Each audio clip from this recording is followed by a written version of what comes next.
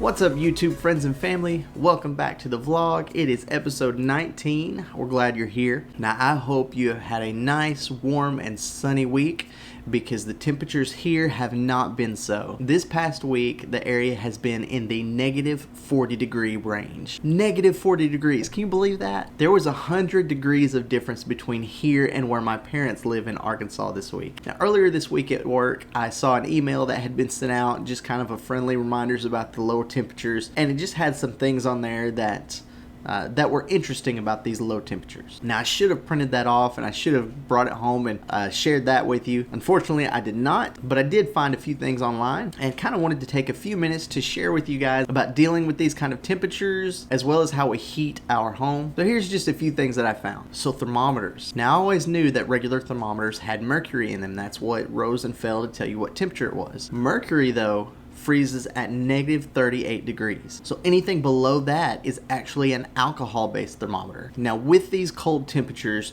we also get what's called a temperature inversion. Basically what happens is the warmer air sits on top of the colder air, kind of creating a little bit of a tunnel in that colder air near the ground. Now, the height ranges of this are different, but I actually saw an example of this morning when I went to have coffee with some friends. While driving down the road, I saw some smoke from one of the local businesses. Basically, it was the smoke from their heating system, and it was actually kind of sitting in mid-air instead of going up into the sky to higher elevations like you would normally see. And that happened because of that temperature inversion. Now, when it comes to vehicles, we've already talked about winterizing the car and what we did as far as adding the heaters. We covered that in a previous video. But one thing that I did not know and experienced this week is something called ice fog. Now, exhaust from your car is typically about 250 degrees. However, in these temperatures at minus 40, it takes about 10 seconds for that 250 degree exhaust to cool to that minus 40 degree temperature. When it cools that quickly, it actually turns into tiny ice particles.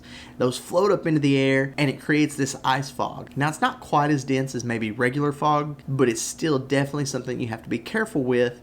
Take your time and slow down a little bit when you're on the roads. And I'm actually going to show you an example of this here in just a bit. But before we get to that, the final thing that I've really noticed when it comes to the vehicle is our tires. Tires generally have a specific air pressure that they're normally filled up to. And in normal temperatures, that air pressure is maintained. It might fluctuate a little bit as you drive and stop and let it sit. However, in these temperatures, the pressure actually decreases by about 10 pounds. So when that happens, the tires actually flatten just a little bit. So when you get up in the morning, you start your car, let it warm up. When you start driving, you can tell that there's a flat spot on your tires as you kind of bump along. And as you drive for a little while, your tires warm up, it increases the pressure again, and it takes that flat spot away. But it does take a little while. So let's talk about heating for just a moment. Now, you've probably heard about radiant heating before, and that's essentially what we use. So out in the shop beside our house is a huge boiler that's fueled by coal. Now, most people around here use fuel. It's kind of like a diesel, and that's what they use as fuel. So what that boiler does is heats up water, which is then sent to the house and circulated around the house in these pipes around the baseboard. As the water circulates, it releases the heat that it got from the coal, and slowly but surely it warms up the house. And then it gets sent back to the boiler to be reheated again and start the process all over. So, like I was talking about with the ice fog, I want to show you guys a quick example of kind of what I'm talking about, and I'll explain it in this next video. It has been an interesting day. Current temperature is minus 41 degrees Fahrenheit. Thank goodness for inside job, but we wanted to show you something that we think is pretty cool. We have not done this yet ourselves, so we wanted to film this and let you guys see it as well. Like I said, it is negative 41 degrees outside, and we have some water boiling. So to illustrate how cold it is outside, we're going to take this water, boil it, take it outside, and then throw it in the air and see what happens. Before we do that though, because it is negative 41, we got to put some more clothes on.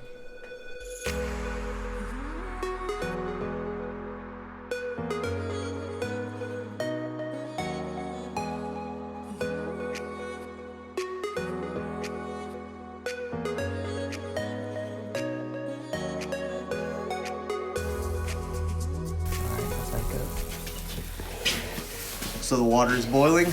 Let's take it outside. So we just took this water off the stove. Let's get out here in the light so you can see what happens. Ready? Here we go. 1, 2, 3.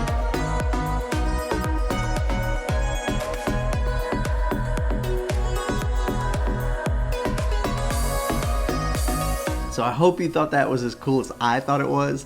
Now the locals around here, they've seen it a million times. It doesn't, it's just not that cool to them. I thought it was awesome. To think that a pot of boiling water can be cooled that quickly, it just blows my mind. But again, that just kind of illustrates the sub-zero temperatures that we deal with. It's not life-threatening if you don't go outside and, sit in it for a long period of time, but it definitely affects life in a very real way, and it's something that we have to deal with. So this is a little bit shorter of a video than normal, but thank you guys for watching. If you haven't subscribed yet, make sure to do that. That way you won't miss any of our videos, and you'll be able to keep up with us as we continue this journey. I hope you have a great day, and hopefully it's warmer where you are. If it is, enjoy it, and we'll see you in the next video.